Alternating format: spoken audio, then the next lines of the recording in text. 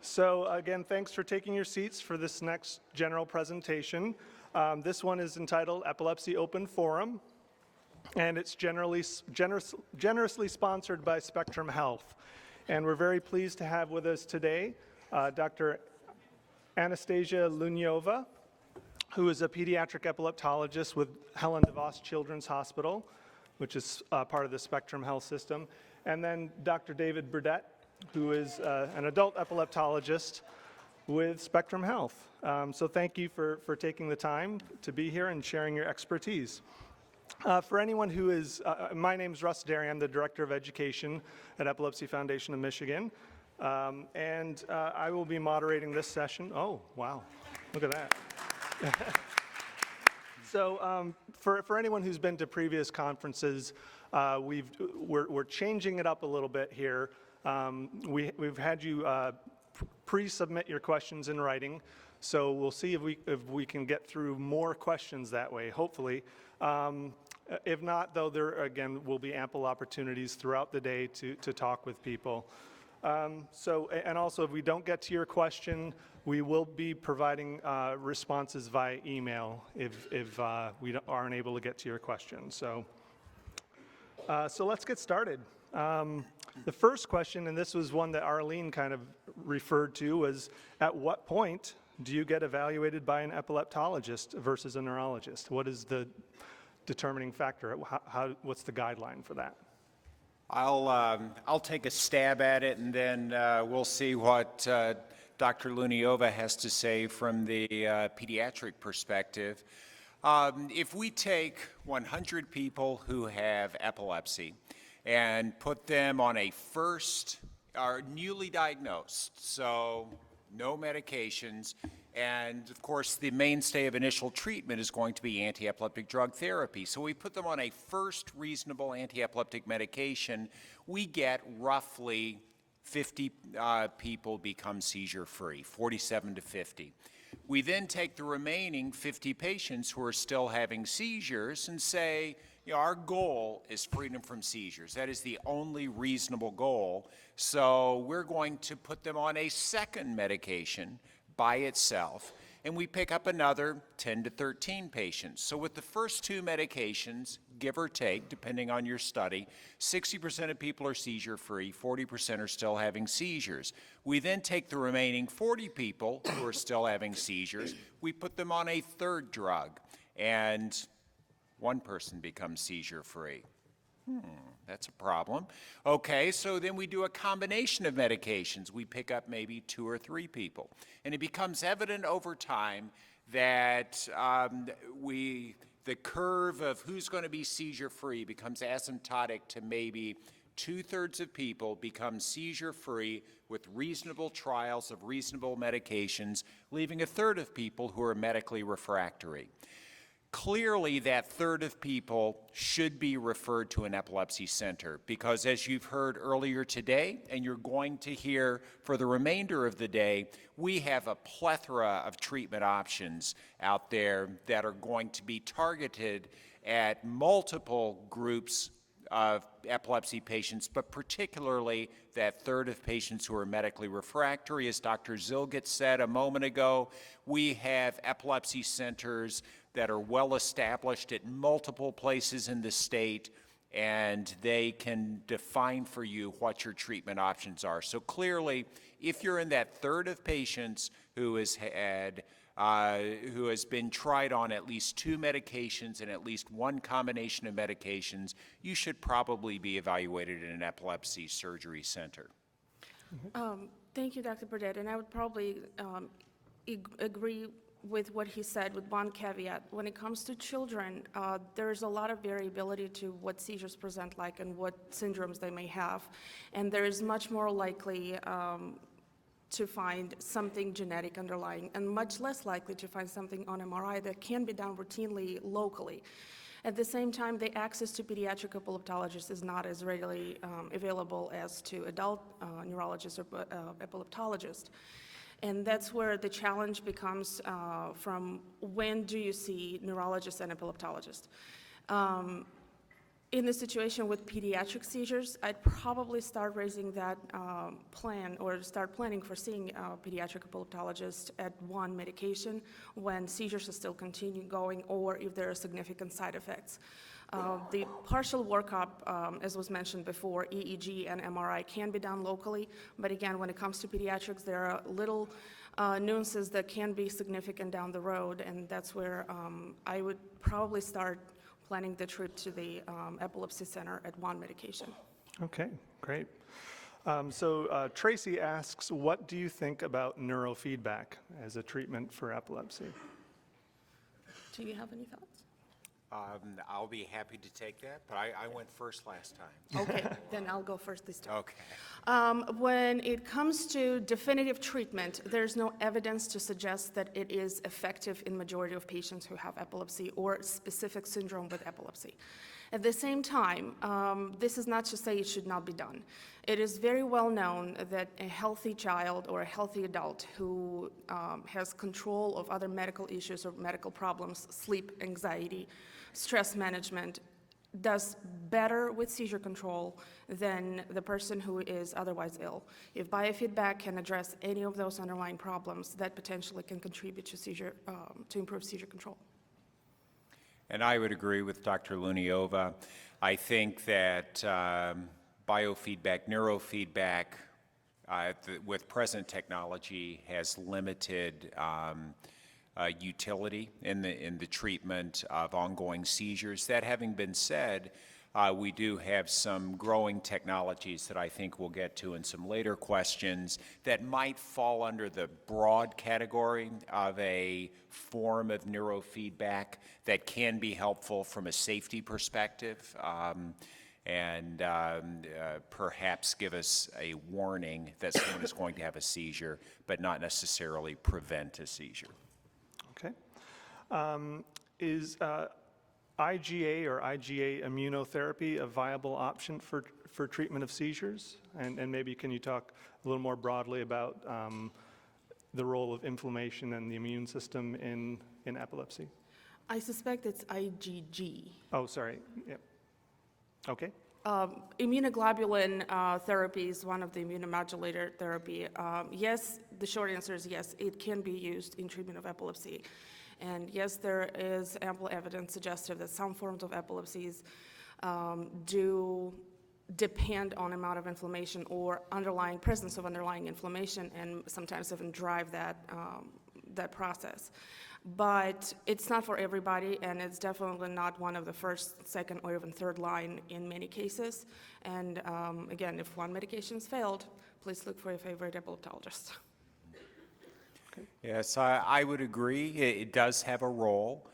There is a growing body of evidence to say that some people with epilepsy, their epilepsy is driven by an immune response and often and at times an autoimmune response. So your body might make antibodies to a certain receptor, a certain channel, and that ultimately results in epilepsy. And if you have one of those immune-mediated type of seizure disorders, then you may respond to a therapy that is designed to decrease the activity of your immune system.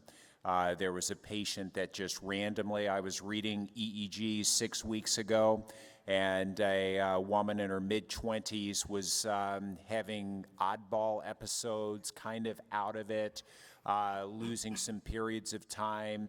Wasn't clear what was going on. Otherwise, completely healthy. Her primary care provider astutely got an EEG, and in the span of one 30-minute EEG, she had 6 seizures arising from her right temporal lobe.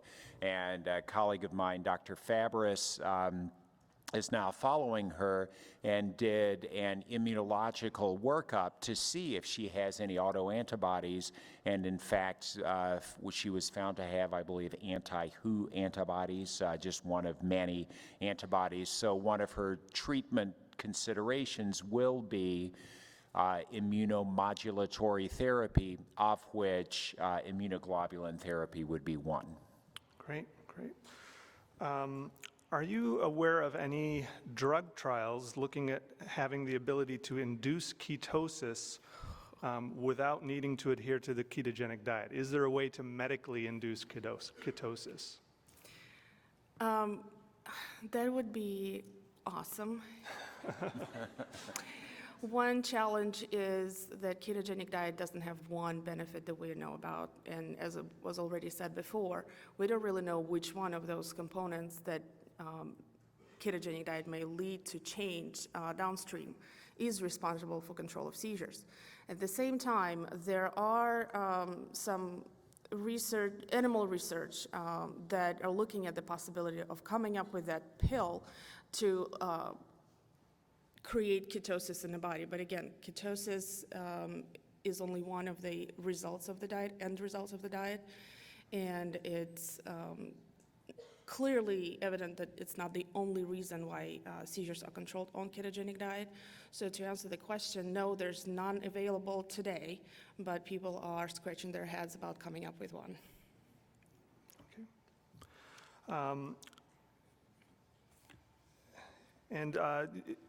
These past few questions have kind of been in the realm of complementary and alternative therapy. So are there any other research studies going on currently on alternative therapies for epilepsy that you're aware of? There are ongoing trials, and generally have been over the years, of a number of anti-epileptic medications that may ultimately become FDA approved.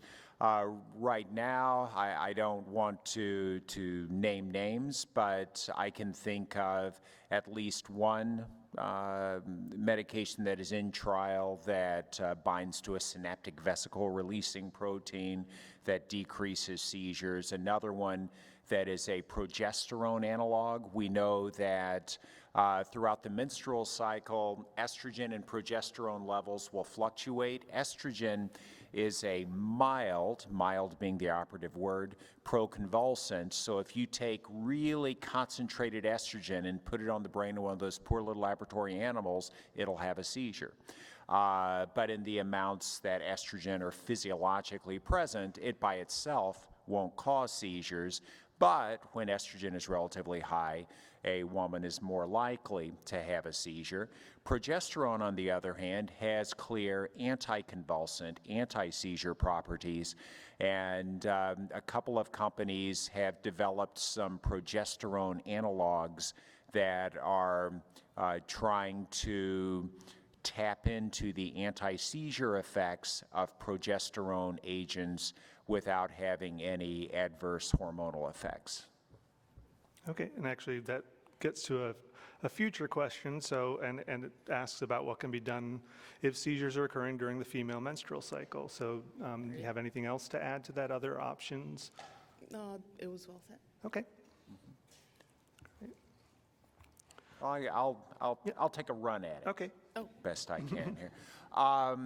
That along those lines, that progesterone is mildly anticonvulsant and estrogen is mildly proconvulsant at those times of the menstrual cycle when estrogen is high relative to progesterone, which is prototypically at ovulation and prior to menses. Then a woman who has epilepsy is more likely to have a seizure. Back in the 60s, when all you had to do was even suggest that a woman might have some hormonally mediated issue and they would do a hysterectomy, a number of these women unfortunately had hysterectomies and their ovaries removed and their seizures became random. So it became evident that the hormones and hormonal fluctuations were modulating when the seizures were happening, but were not causing the seizures per se. There has been a fair amount of research, probably the most of it out of Beth Israel Hospital in Boston with Dr. Herzog, who has looked at various forms of progesterone to see if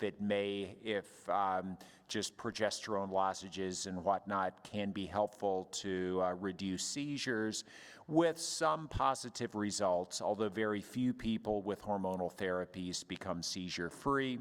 But in general, if you're going to go with a hormonal manipulation, you want to go toward progesterone and away from estrogen. Okay, great.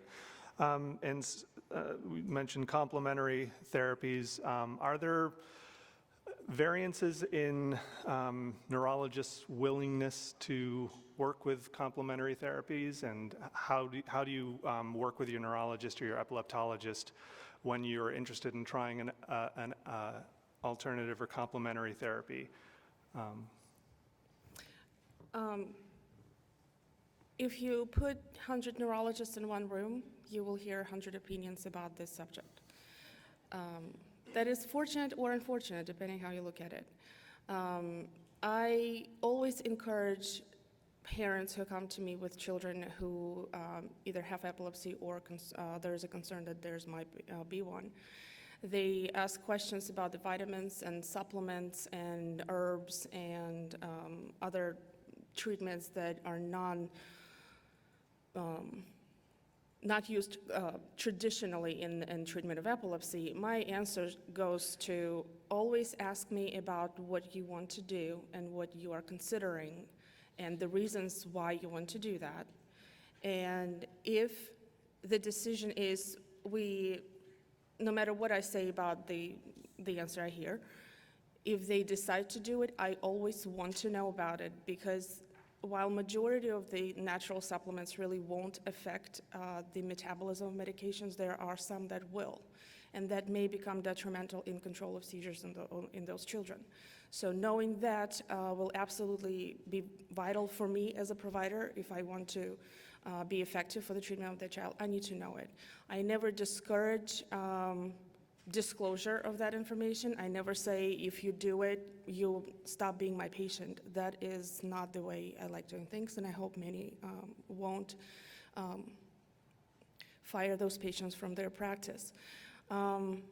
Unfortunately, there is not much evidence, again, about effectiveness of those natural supplements.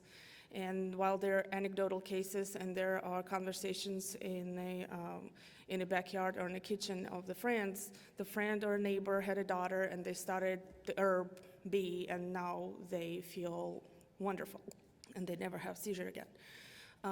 That is not to say that the same was safe and effective and good for the person who, I'm not sure if that person did have epilepsy to begin with, will be effective for another 100 people and safe and won't create additional problems. So yes, we talk about things. Yes, we consider it.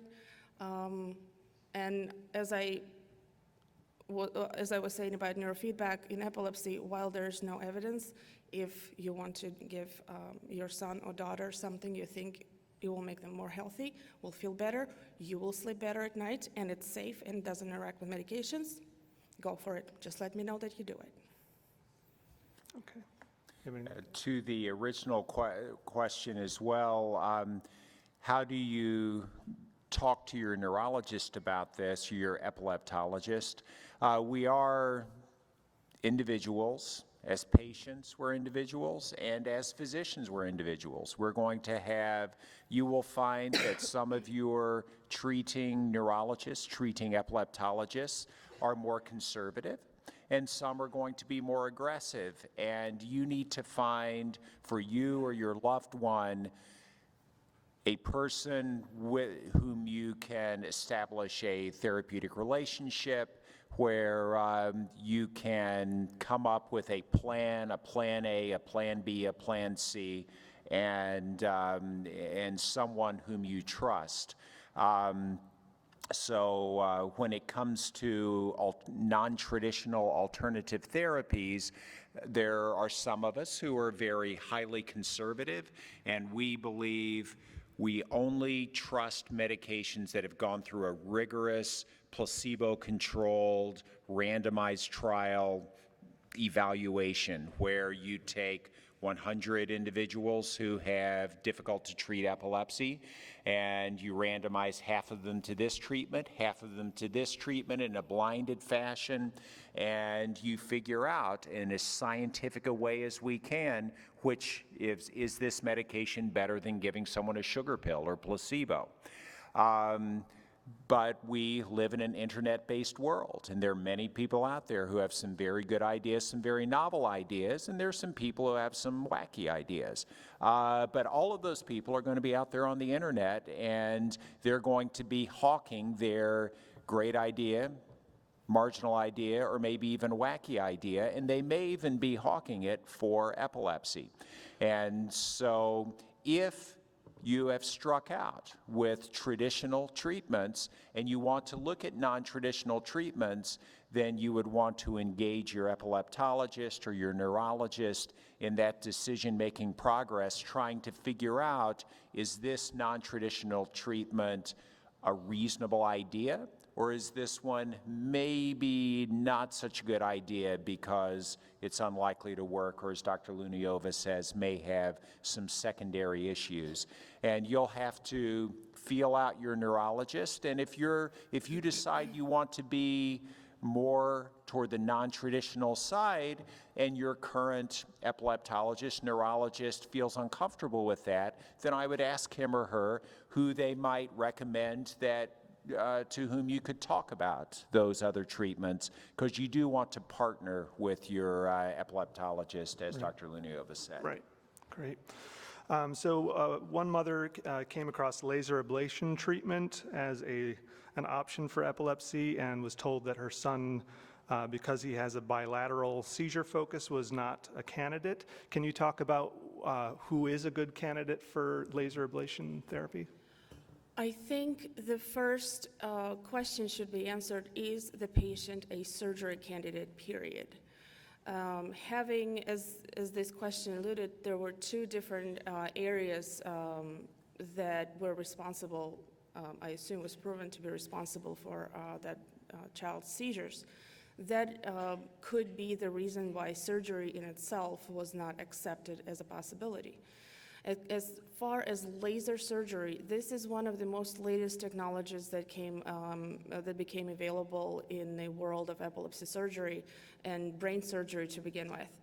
And when it comes to who could be treated with laser, there are still more questions, and adults are typically the first groups of patients that are studied because of the nature of the problem and a lot of issues that we come across while we're consenting patients. And Dr. Burdette probably will speak more about it. They probably still figuring it out, and that is to say that in children there are still even more questions, again, because of the variety of problems children have, and very heterogeneous nature of those seizures and reasons why they go for surgery considerations. I think Dr. Luniova brings up an excellent point that we have a number of new technologies, exciting technologies, that are out there on the epilepsy surgery front, but the newer the technology, the more we have to learn how we're going to integrate that technology into our day-to-day management of people with epilepsy. With regard to epilepsy surgery in general, very simplistically speaking, and I like to keep things as simple as possible, if we can prove that someone's seizures are coming from one part of their brain, and we can prove that that part of the brain is expendable. So if that part of the brain were removed or ablated somehow, and that person would be the same person walking out the door that walked in the door, minus seizures, then that person is a candidate for epilepsy surgery. Well, what happens if you have two areas that are causing seizures? Well, you could still have those areas ablated, but the more brain that is either resected or that is ablated, you know, you're taking it out somehow, the more brain that you disable, the greater the chance that you're going to have a possible long-term badness happen, some problem happen. So if you go to 3 areas, that is really pressing the limits. So the more areas of epileptogenesis that a brain has, the tougher it is to consider surgical options that are targeted at those areas. This individual, it sounds like, has 2 areas, 2 zones, seizure onset zones of epileptogenesis. And so the epileptologist will need to weigh the pros and cons of ablating those areas. What laser therapies do allow is they allow us access to areas that would otherwise be difficult to access with standard surgical approaches. So if someone has, say, a hamartoma in their periventricular space, that is deep in the brain, and if that is the source of the seizures, then it's going to be a laborious neurosurgical process to get to that area, and the risks may outweigh the benefits, but this laser therapy may be helpful. So in the end, I would think that 2 areas that are going to undergo a laser ablation are not necessarily prohibitive, but it does raise a question. But we do have some other treatment options that can be considered, such as if you wanted to implant a strip of electrodes or depth electrodes over one area or in one area and in the opposite area, then the outflow from that could exit the skull, be plugged into a microcomputer this big, wafer thin, embedded in the skull, and that person may be a candidate for responsive neurostimulation. So that person does have a number of options. The concern, I agree, would be if you're looking at 2 areas that you're going to ablate, it starts to get a little more risky. Okay, great. Is there or will there be any upcoming technology to detect the onset of a seizure in patients who don't have an aura?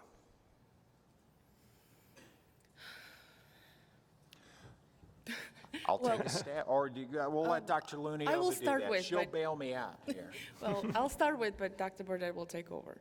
I plan on that. When it comes to technologies, yes, there's always evolving technology, and new ideas are constantly implemented in the labs and in animals and in some brave people. But the challenge is to find something that works consistently and detects what it's supposed to detect and miss what it's supposed to miss, and not the other way around. And that's probably one of the major limitations of bringing something like that readily available to everybody. But again, you may speak more on that. Yeah, that is arguably one of the holy grails of treatment of epilepsy and seizures. If we could reliably predict when someone is going to have a seizure, then we could potentially intervene to stop that seizure. Or it could be a clear benefit from a safety perspective, because if a person has frequent daytime diurnal seizures and they tend to fall in an unprotected fashion, if they had a warning, then they could get down to the ground and reduce risk of injury. There are a number of technologies that are trying to approach that holy grail. A patient of mine about 3 months ago who lives out in LA, he's getting his PhD in nursing, had been seizure-free for a number of years. He's a fitness geek. He's wears his Fitbit. He's like Mr. Fitness there, soon to be Dr. Fitness. He called me a couple of months ago that he had awoken in the morning with, he just felt dragged out. He'd bitten his tongue, felt like he had just been put through the ringer, and really thought that he had had a seizure. And when he went and looked at his Fitbit, and I'm not that tech savvy, but I believe it looks at accelerometer type things and looks at heart rate, and at about 1:30 in the morning, he had, when he was supposedly asleep, a burst of activity, heart rate went up, all kinds of movement. It was self-limited, and then he had apparently slept the rest of the night. So we were able to surmise that, in fact, he had likely had a seizure, and we made an adjustment in his medications. And there are some technologies, the Embracelet. I know we're probably not supposed to mention brand names and whatnot, but that is one of the foremost technologies. There's another company out there that is developing an Embracelet-esque bracelet that is going to try to measure and have an ongoing running measure of a number of vital indices, heart rate, maybe galvanic changes, sweat with the skin, and they think that they can implant sensors that actually look at drug levels. I'm kind of scratching my bald head how they're going to do that, but hey, it's modern technology. If they can do it, they can do it. But if we can get enough of those physiologic indices, maybe we can predict, not necessarily that you're going to have a seizure 5 seconds from now, but we can predict when you are in a highly seizure-prone state, and then a person can be notified through their smartphone or whatever, and they will know that they probably need to take it easy at that time. Right. Yeah, so this is a big area of growth in terms of technology. There are movement-based technologies that look for movements associated with tonic-clonic seizures. There are motion detectors that you can put under a mattress that detect movement for nocturnal seizures. And we will talk about some of those technologies in the managing nocturnal seizures session. So, okay. While you're taking a pause, I just wanted to make a comment that while technology is available, the question is, how is it going to help an individual person? There are people who live independently. Absolutely, they will need something like that will allow them to lead as safe life as possible. At the same time, when it comes to children, even adults, seizures, they may have no movements that are any different than everyday movements, or they may come with no movements at all. And heart rate may not be elevated, and that's where knowing that seizure happened is always very helpful, and we would love to have that available. But the question becomes, how much improvement to quality of life can it bring? And that's where it has to be a subject for discussion between you and your epileptologist or neurologist who are treating you or your child. And there are a lot of reasons to why it may work very well for some.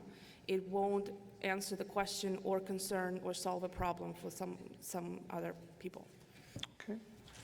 Another person's, her daughter had been weaned from medications when she was around 7 or 8 years old.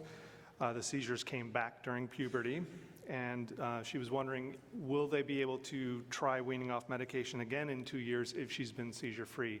Or does having failed that once, does that influence future success with weaning? The short answer is yes, it should be tried, but also knowing why there were seizures to begin with and what were other problems that underlie the seizures and the circumstances when the child started having seizures again during puberty also may influence the prognosis and the conversation along the line of how long the child should be on the medication. But having one fail of being off the medication and having no seizures does not automatically mean that that will not happen again. The chances are lower, but they're still there, and again, it should be looked at other details that may direct the conversation. Okay. And can getting pregnant cause seizures, even if you've been seizure-free for years or only having simple partial seizures? Can getting pregnant increase the risk of seizures if you've been seizure-free? We see that sometimes happening, and in itself, I don't know, as a pediatric neurologist and epileptologist, we don't treat pregnant women a lot. But yes, pregnancy may lead to seizure breakthrough, and that's where epileptologists, if the mother of this baby has epilepsy, they should work with their epileptologist very, very closely. But the pregnancy itself, I wouldn't treat as immediate risk factor for breakthrough seizures. Right, and back to that very first question, when should you see an epileptologist if you're considering pregnancy would be a good time? Before you conceive right. your child. Right. If you can plan for it, see your epileptologist before you become pregnant. And I would agree with that. Ideally, all pregnancies would be planned, and you would see your epileptologist beforehand. But we get happy surprises, and when that occurs, depending on on which series you read, roughly 20% of women who become pregnant will have an increase in seizures. 20% may actually improve, and 60% will roughly stay the same. And there's a lot of variability in those numbers. There aren't any recent great studies looking at that issue. But generally, we would expect that pregnancy itself will not have a significant adverse effect on seizure control. The issue is oftentimes more with the anti-epileptic medications. We have a couple of medications, lamotrigine in particular, and I consider myself a lamictophile, but lamotrigine during pregnancy, you need to keep a close eye on it because the clearance of lamotrigine will go up significantly. Before we knew this, in 1996, I had a patient who was or at least before I knew it. I'm sure someone knew it, but I didn't know this yet. This lamotrigine fact, and lamotrigine is a very pregnancy-friendly medication, as these medications go. But in 1996, a patient of mine had been seizure-free for quite a while, was happily newly pregnant, everything's hunky-dory. I get a call early in pregnancy that she had a generalized tonic-clonic, a full-blown grand mal convulsive seizure out of sleep. And I'm like, well, did you miss any doses? No, she took her medications religiously, still does. And so we got a level, and I had a baseline level. She would run a lamotrigine level between 5 and 6 micrograms per milliliter. And so I got a level, and it was 2. I'm like, are you sure you're taking your medication? Yep, so we repeated it. Sure enough, it's running between 1 and 2. So so I increased her dose and said, we better check this at regular intervals. And we checked it in a month, and it was down again. To make an already too long anecdote a little shorter here, she started out on 500 milligrams a day. When she delivered, she was on 1,100 milligrams a day to maintain freedom from seizure. She had to be on more than double her baseline level of anti-epileptic medication. And then I got a call. I was in clinic at Henry Ford Livonia Clinic, of all places, and from the husband, who is a local cop, and he said, oh, she delivered, and I go, how's she doing? 10 fingers, 10 toes, everything's hunky-dory. What do we do with the lamotrigine? And I'm like, I don't know. I've never seen this before, but let's be conservative and let's back it off over a 2-week period of time. So I came up with a schedule. 2 days later, get a call back. She has dizziness, blurred vision, double vision, disequilibrium. And I'm like, okay, just drop it back to the previous dosage. And that is now, we know that with lamotrigine, exactly how pregnancy affects it, that we drop it back immediately after delivery. But if someone isn't aware of that, and, as physicians, we've got all kinds of things that we have to bear in mind. Is every neurologist going to know this about lamotrigine? Probably not.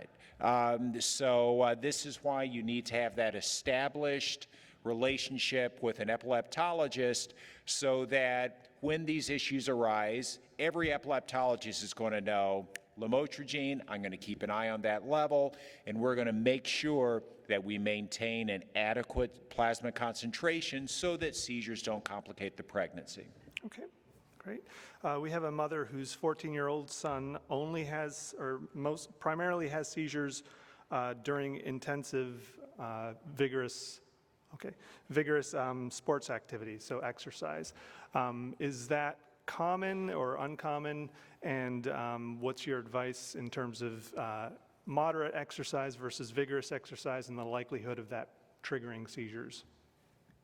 That is uncommon scenario, and before going even what to do with exercises, it needs to be figure out why there's a relationship. There are seizures or epilepsy syndromes that are specific trigger provoked. One of those could be associated with taking bath. You take a bath, you have a seizure, and it's proven, it exists. You read a book, you have a seizure. You chew, you eat, you have a seizure.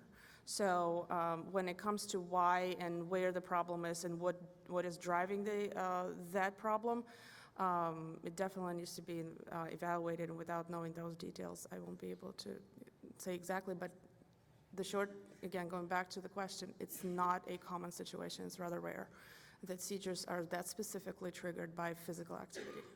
Okay, great. This one is so nicely written, I'm going to read it verbatim. Epilepsy treatment focuses on the minimization of seizures, but there are a myriad of other symptoms ranging from headaches to mood alteration. What advice do you have for managing these secondary symptoms with family, caregivers, and employers especially? It is very true that people who have diagnosis of epilepsy, starting with children and ending well-grown adults, any person who has a seizure may have headaches, may have mood problems, sleep problems, learning or cognitive dysfunction of different levels, and that's where the purpose of the epilepsy team is to identify and address all those issues. If it is a local neurologist who is working alone and does not have a team, obviously it becomes a challenge. But what to do is, one, identify what those problems are, and two, bring those questions and answer and have your physician answer them for you. That may trigger referrals to psychologists if needed, referral to sleep specialists, referrals to a cognitive specialist, to neuropsychologist who evaluates cognitive function and identify if there's learning disability or is there's a cognitive dysfunction more broader and deeper level. And psychologists may address issues with anxiety, adjustments, especially shortly after the diagnosis. A lot of families struggle with that, the whole idea of how come my child has epilepsy and what's going to happen a month from today, a year from today, and 10 years from today. That a lot of families may benefit from addressing those anxieties. And the person who does have epilepsy, they always struggle, including children. All the unknowns that come with the diagnosis of epilepsy, all the fact that why am I having seizures, what's going to happen to me when I do, what if I die when I have a seizure. All of those things definitely needs to be addressed. We have not been able to identify the direct cause of seizures and epilepsy to those problems, but we do know they coexist quite frequently to a different level and in different combinations. And one of the purpose of having a team of physicians working with children or families who have diagnosis of epilepsy is to have that multidisciplinary approach and make quality of life of those people as great as possible and to have as little limitations as possible. Yeah, Dr. Luniova nicely summarizes the issues that all of us are dealing with. In the end, we're dealing with, as you say, quality of life. Frank Gillum did a nice series of studies when he was at University of Alabama, Birmingham, and then St. Louis University, where he looked at various indices of quality of life in people with epilepsy and found that if you have uncontrolled seizures, generally the number one determinant, not always, but generally the number one determinant of quality of life is freedom from seizures or seizure control. Once seizures are fully controlled, or at least adequately controlled, the number one determinant becomes side effects of medications. And we have, I think when I last counted, something on the order of 25, 26, maybe even 27 different anti-epileptic medications that are FDA approved for the chronic treatment of epilepsy. Each of these medications has its unique efficacy, has unique ways that it affects the brain. And although each of these medications is affecting the brain in a way that reduces seizures, each of them will have their unique secondary effects on issues such as memory, thinking, and cognition, on mood, mood stabilization, mood elevation, maybe mood depression, anti-anxiety properties, anti-headache properties, pro-headache properties. We have all of these secondary effects that we need to keep in mind, and each patient is individual. One person, drug X makes them an insomniac, and the next person, the same drug makes them sleepy. So we end up needing to match the medication to the person, the therapy to the person, but ideally, when working with your epileptologist or your loved one's epileptologist, you will be able to work through not just the major determinant of quality of life, i.e. seizure control, but also the secondary, but not secondary in importance, albeit, maybe even more important quality of life issues vis-a-vis medications. Okay, great. A couple of questions here on non-epileptic seizures. Can you just summarize the causes of psychogenic non-epileptic seizures and the available treatments? Would you like to take a step at that? Absolutely. Bear in mind that I'm no psychologist, but I'm happy to be an amateur psychologist. And so in general, when you're studying for your neurology boards, the neurology boards are administered by the American Board of Psychiatry and Neurology. So many of us in neurology do not get adequate training, arguably, in the ways of the psyche, the ways of the mind, what makes us who we are, but we get enough to be dangerous, you could say. And one thing that struck me as I was going through and memorizing as best I could the DSM-3R, which was the Diagnostic and Statistical Manual of Psychology and Psychiatry before I took my boards, it seemed that there was this recurring theme of stress. Perception of stress. There was this graph that ranked high stressors in life and low stressors, and it particularly struck me on the high stressor end of things that high stress, loss of a loved one, clearly high stress, but high stress was also getting a promotion at work. High stress was also getting married. So there were happy things that people much more learned than I in the worlds of the psyche were viewing as high stress. And so it's kind of become evident that stress is kind of like an iceberg, that on the tip of that iceberg are the obvious stressors that we're all aware of. You're worried about your grades. You're worried, how am I going to pay the rent? I'm worried that so-and-so look cross at me or something, just the obvious transient stressors of life. And we're aware of those. They come, they go. And if you can live a stress-free life, hallelujah. Patent the idea, you'll be a billionaire.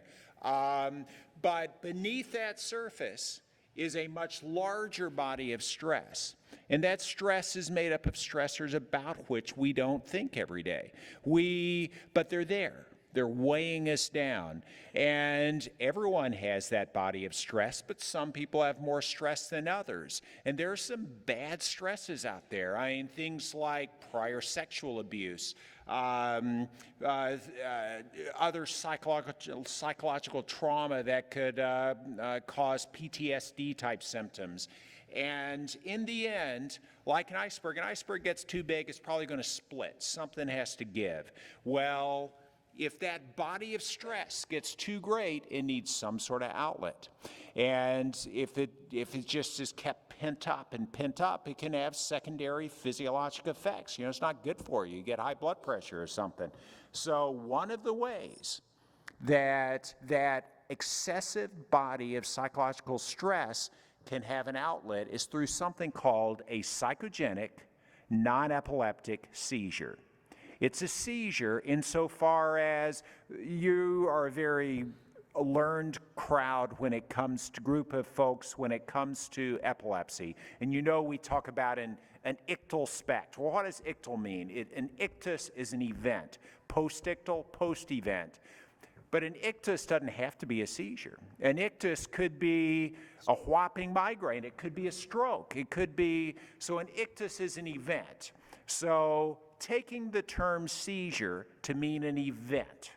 So if someone has events that appear to be seizures, but are a manifestation of that excessive body of stress, then that person has psychogenic, non-epileptic, that's not epilepsy, seizures.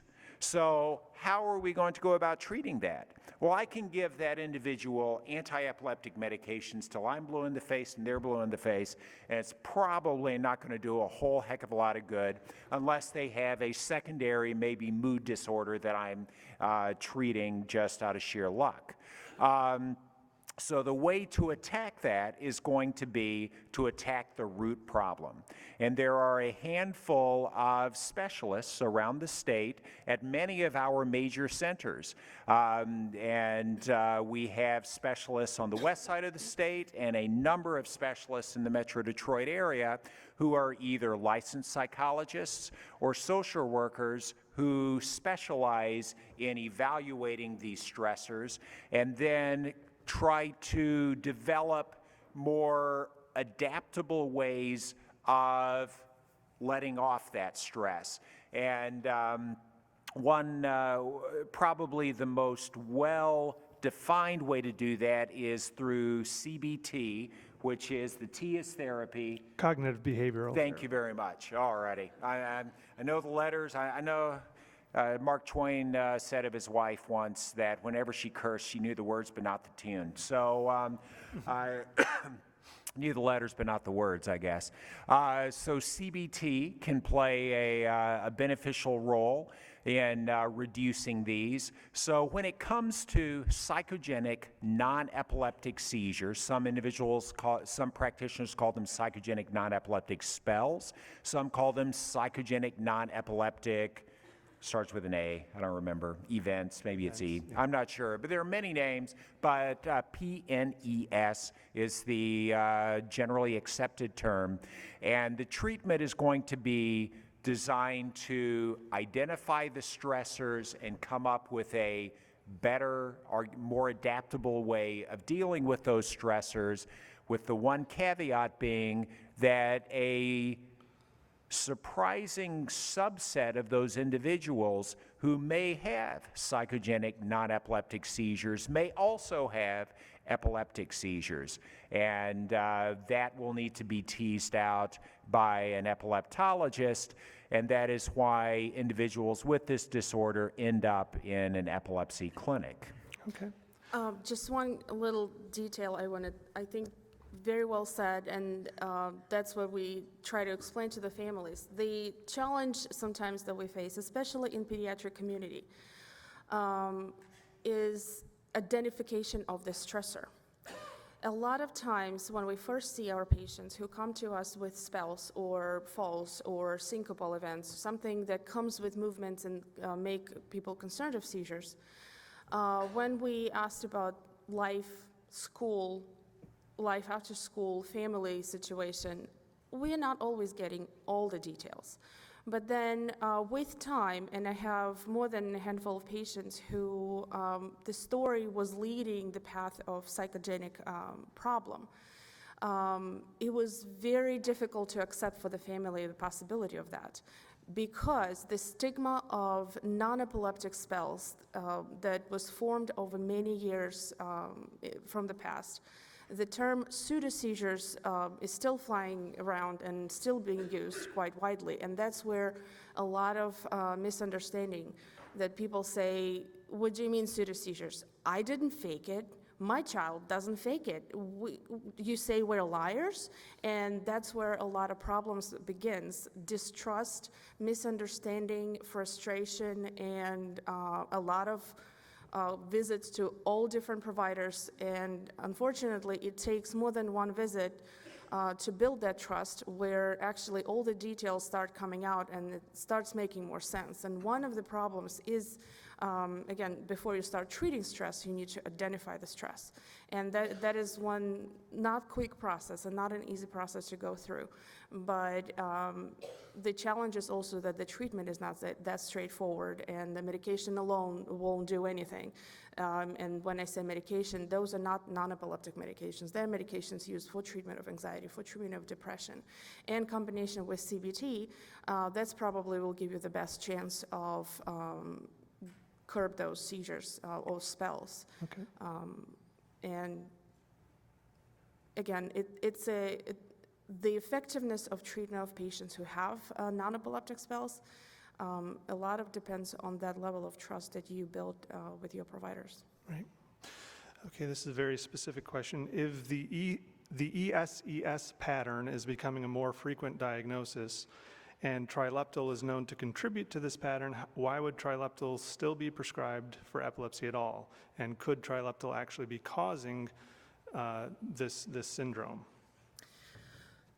Well, ESES as a syndrome is a relatively recent problem, as a lot of things in epilepsy. And most of these problems were identified in children. We identified in children. As far as trileptal specifically, it is a medicine that works on one particular type channel that allows neurons communicate. And that's where not every epilepsy should be treated with trileptal, and that's probably one reason why epileptologists need to be involved when it comes to treatment of children, because of those nuances. Now, when it comes to ESES, there are very few effective medical treatments, and the challenge sometimes is to identify, is it ESES or is it a condition or epilepsy that comes with some increase in activity during sleep, but it is not ESES per se. There are criteria that were defined by first physicians who identified the problem years ago, but yet those who tried to tackle this problem and treat it effectively, the criteria is still not that well set, and that is some of the challenges between what medication works better, what medication doesn't really work. And there was a part of the question why to use trileptal. It's a very good medicine for some epilepsies, and it can be very ineffective or even leading to worsening of the problem in other epilepsies. It depends on what kind of problem is at hand, and there is a reason why we choose one medication versus another. Okay. Speaking of ESES specifically, trileptal is not the first medicine I use as a first line for this problem. And again, in itself, it rarely presents in children. A lot of times there are other reasons to epilepsy, and that may be complicated with this phenomenon. There are too many details that can influence the decision-making behind the medication choice. So that's as broad as I can say. Okay. Are there any studies of the long-term effects of anti-seizure medications or the ramifications of using multiple AEDs over a long period of time? I am aware of a couple of old studies that looked at use of phenobarbital in a pediatric population that was done years and years and years ago. And some may agree that it was a good study. Some argue that it wasn't very well designed study, and that's where the evidence came not very good. But the idea was that phenobarbital was the medicine that may decrease cognitive functioning down the line. when it does sound like that on paper, at the same time, the medicine that was used, again, provided it was done many years ago when we didn't have as many medications available as we do today, those who needed to stay on that medicine for many years also had many seizures. And that's where the question becomes, what comes first, chicken or egg? Does the cognitive problem come from the underlying issues that led to the epilepsy, or is it the poorly controlled epilepsy that leads to problem of the cognitive dysfunction? Or is it the medicine that is stopping all of those underlying issues? As far as current medications, I have seen few studies that attempted to look at that, but there were some, again, design issues where the conclusions that were drawn could be argued, but the common theme in current studies that are done more recently is that there's no long-term cognitive dysfunction that could be attributed to medications alone, but, and I keep going back to the fact that there is a lot of diversity in how those studies done, and there's a lot of problems that patients who have epilepsy, they have. And it's very hard to tease out the only one factor that is medication that may or may not contribute to problems down the line in every individual person. Briefly, any other long-term effects that you're aware of? I know bone density is one that I can think of. Any others? When we take a medication, whether it be for seizures or anything else, that medication is bathing our body in that substance. So there is the potential that in the short term or the long term that we could have an adverse effect from that medication, and that long-term effect could be a cumulative effect. In brief, what we suspect is true is that liver function is a reasonable marker for how safe a medication is over the long haul. Some of our medications rev up the liver. They really get the liver going to eat up other medications faster, other substances faster, and maybe increase bone turnover rate, increase vitamin D metabolism, and therefore vis-a-vis phenytoin or Dilantin, we know that over the long haul, it is a bone-unfriendly medication. Someone who's been on phenytoin for years is at increased risk of osteoporosis and osteopenia, in addition to what they would otherwise be at risk for. And this is in part driven by metabolism of vitamin D, so low vitamin D levels, but there's also evidence that phenytoin, via the same process whereby it revs up the liver, increases bone turnover rate. So if all of our bones are remodeling themselves, that you put a stress in a bone a certain way and the bone builds up a little more strength in that area so that it won't break. Well, that requires some remodeling to go at a reasonable pace. If you accelerate that pace too much, then you can run into an issue because you can lay down an inefficient bone matrix and get brittle bones that don't look osteopenic or osteoporotic, but are a problem. So we do know that phenytoin, which has been around since the 1930s, so we've got all kinds of data on what its potential ill effects are, can cause bone density issues, so bone health issues. It can cause a peripheral neuropathy, a dying back of the longest nerves in one's body. It can also be Purkinje cell toxic. Your Purkinje cells are in your cerebellum, your little motor computer that, if my eyes are closed, keeps me from missing my nose. So these are well-defined long-term effects of phenytoin, but it took years to figure this out. Most of our newer, we presume safer, and we really think they're going to be safer. So far in every area they're showing to be safer. We presume, but many of these medications have only been out for 20 years. So time will tell, but the assumption is if a medication is relatively liver-friendly, does not rev up the liver, is not a hepatic enzyme inducer, then the odds are that it's going to be a more body-friendly medication over time. And thus far, knock on wood, it is proved out. Okay. One little comment. This question actually washed out one big difference between pediatric epileptologists and adult epileptologists, because really, We don't use in pediatrics phenytoin long-term, and yet we do use it for control of acute seizures. But then it is the growing bones in osteopenia, osteoporosis is not an issue of a young body. At the same time, we do think of cognitive function and learning and advancing and IQs, and that's where the major concern with children, whereas with adults, it's the other side of it. There are different ways how epilepsy is treated. There are different concerns how physicians address the situation, whereas one person with epilepsy traveling from pediatric to adult epileptologist may have completely different conversations. And that goes back to pediatric epileptologists should serve pediatrics with few exceptions, where adult epileptologists will take much better care of adults. Should we go to the rapid question We're round? getting there. I have one Alrighty. more question, then we're going to go to the lightning round. Lightning round. I knew there was a term for it. So- I just couldn't come up with it. All right. So a couple of questions about DeVos syndrome. And so first of all, what are the best treatments for it? And then secondly, is it something that you're ever likely to outgrow?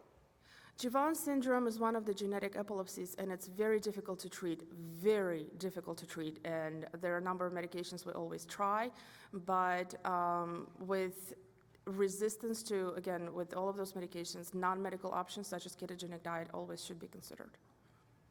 Okay. And is Agreed. there, in terms of prognosis, is there ever a chance of outgrowing it? Science says it's low. Okay. But it can happen. Exactly, it's not impossible. It's true. Yeah. And you want to treat with medications that are prototypically drugs you would consider for absence-type seizures. So your carbamazepine, oxcarbazepines, gabapentins of the world, you don't want to go there. Okay. All right, lightning round. We're just going to try and answer these questions fairly quickly. So as is the case with some disorders, does it appear that epilepsy occurs predominantly in any racial or ethnic group? Are there any differences that you're aware of in between different racial groups in prevalence? Broadly, no difference. There are some there's some nationalities that may have preponderance to some genetic conditions, but overall, as a group, there's a lot of diversity. Agree. Okay. And is epilepsy as prevalent outside of the U.S. as it is inside, or even more prevalent? It is quite prevalent outside of the U.S. Unfortunately, they don't have access to the medicine that we have here in the United States. Or the technology Or that the we have technology. here. Right. What are the main causes of epilepsy? There's none. There are many, and in many patients we never identify specific cause, especially when it comes to children. When it comes to adults, by the time they're older, their accumulation of some vascular risk factors, head injuries, and other remodeling that happens with age, but I don't think there's one particular group that causes epilepsy. Anything in general that can cause brain dysfunction or a brain injury could cause epilepsy.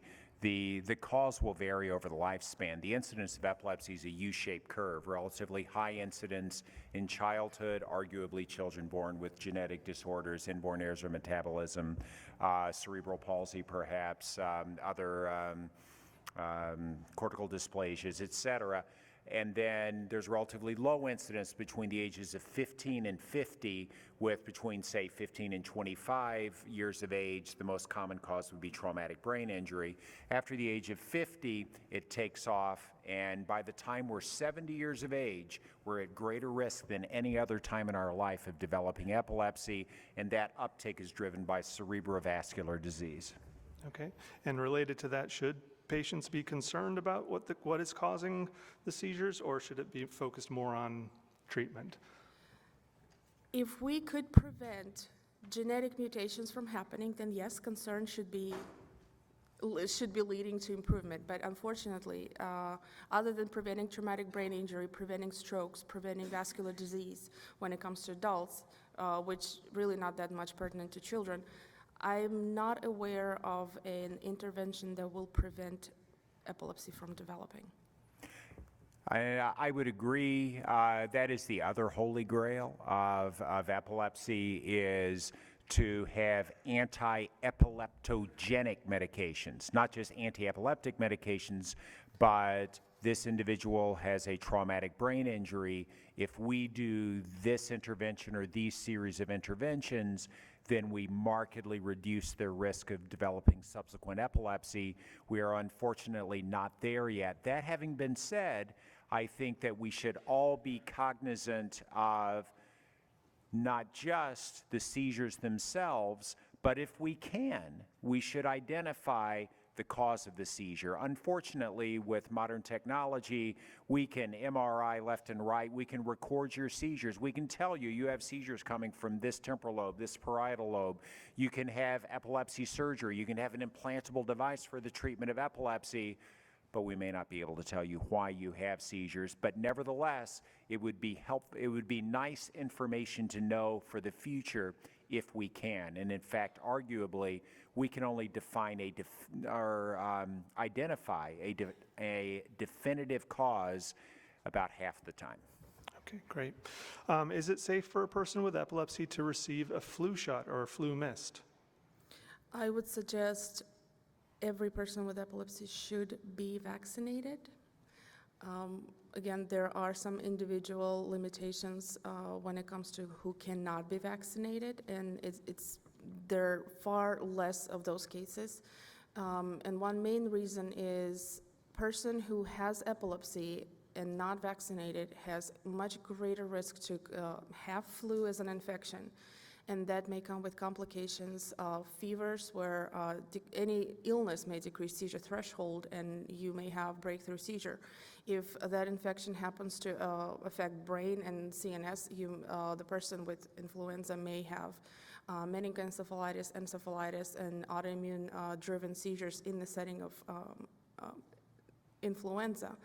And the only way to prevent them from happening is not to contract influenza. And for that, the only way I know how is to immunize or build a bubble and don't go outside. Right, and the CDC does actually specifically recommend the flu shot for people with chronic health conditions like epilepsy. So get your flu shot, it's not too late. How often are people misdiagnosed as having epilepsy?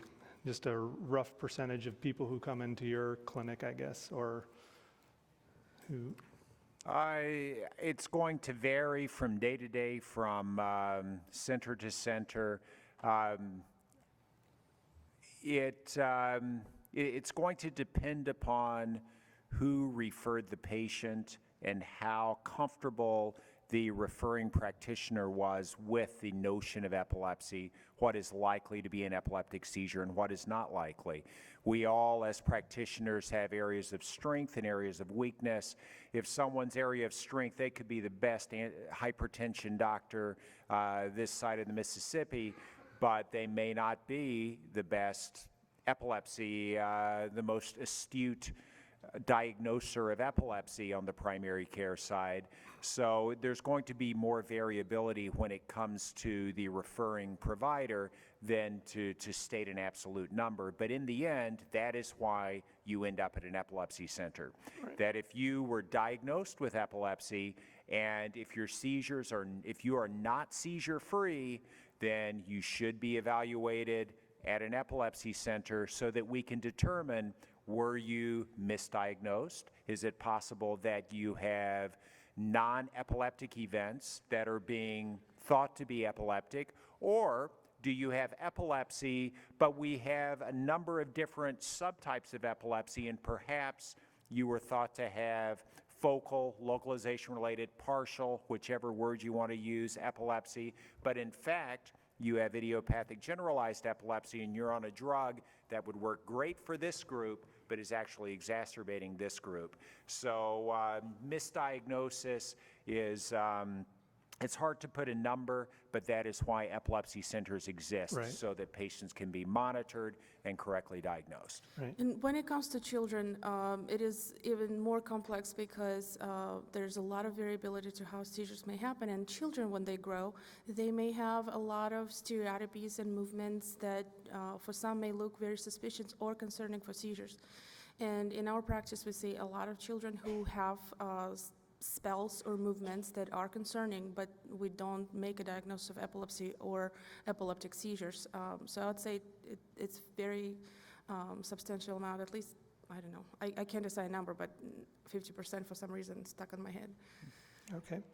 And how can a person get a neuropsychological evaluation if they are not a candidate for surgery? A lot of neuropsych evals are done specifically as part of the pre-surgical evaluation. How can you get one outside of that context of perhaps you're having memory problems or things like that? When it comes to children, if I diagnose epilepsy, I plan for neuropsychological evaluations for the reasons I said. Learning problems are common, and they are not necessarily because seizure happened, but because it exists in the same brain, in the same person, and a lot of children will struggle or already struggle with learning. And neuropsychological evaluation for pediatric patients is done not necessarily or limited to patients who we consider for surgeries, but to optimize the learning program, learning plan, to give school a tool to say this child cannot read at the same speed, but they understand quite well if it's read to him. So that needs to be accommodated for. That means the child will graduate from school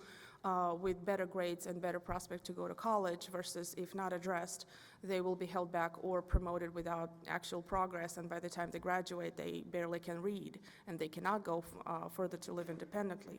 It may make significant impact. Okay.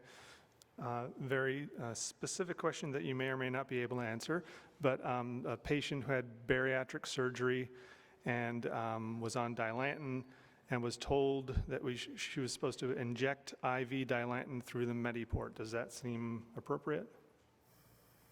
If there's an absorption issue subsequent to the bariatric surgery, that would make sense.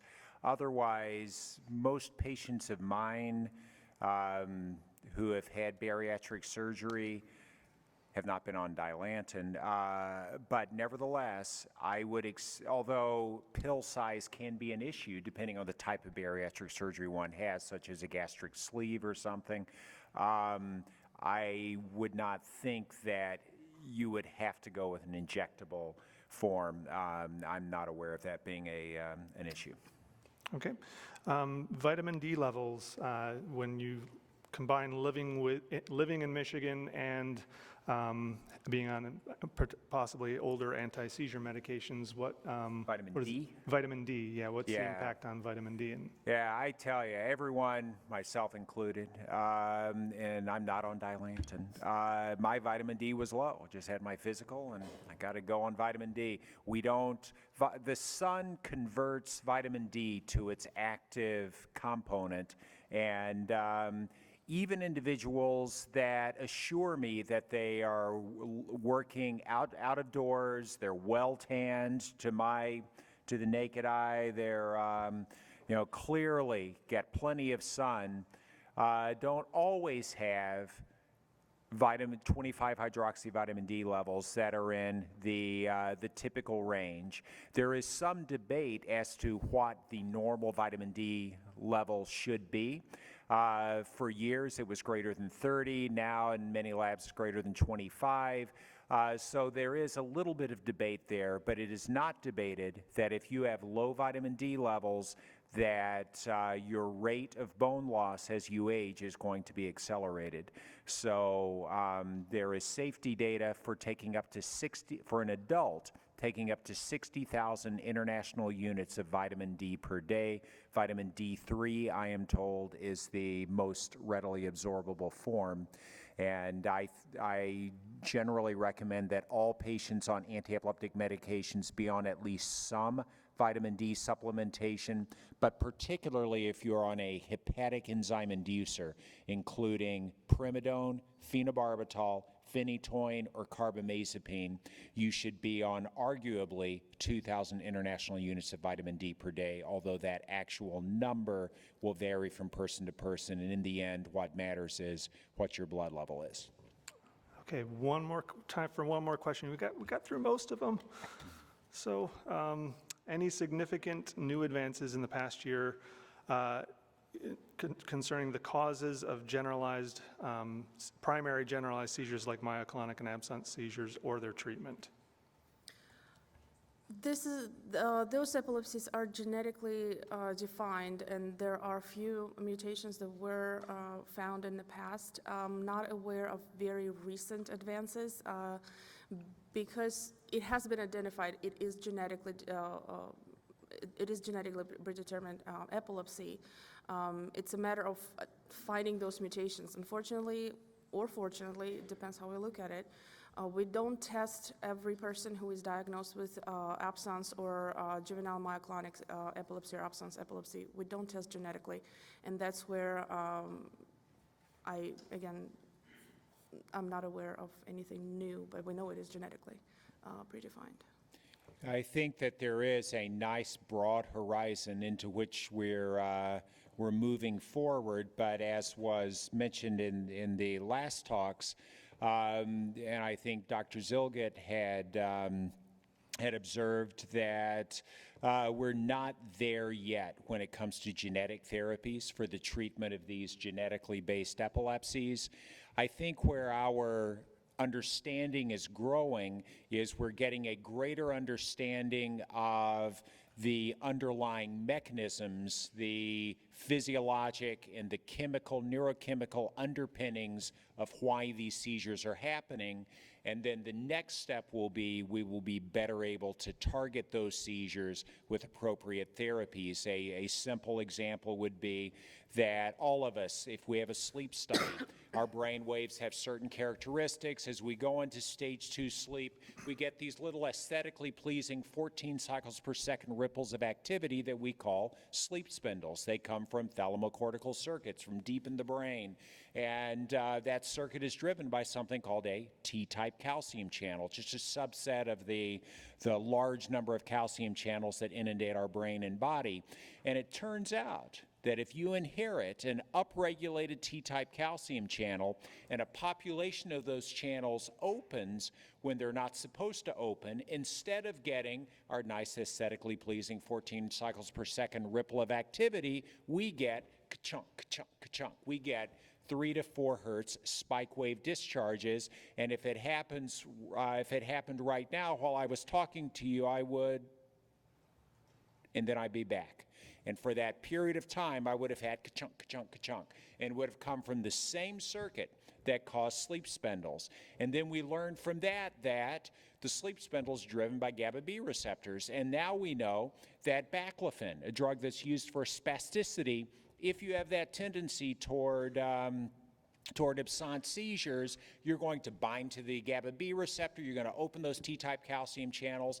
That person could go into what we call absence status epilepticus, a form of repeated absence seizures in an individual who has this genetic idiopathic generalized epilepsy. And similarly, if I give a drug that indiscriminately increases GABA, I'll get the same thing. So we know that certain medications that are good for other types of epilepsy indiscriminately increase GABA. A prime example would be tiagabine or Gabatril.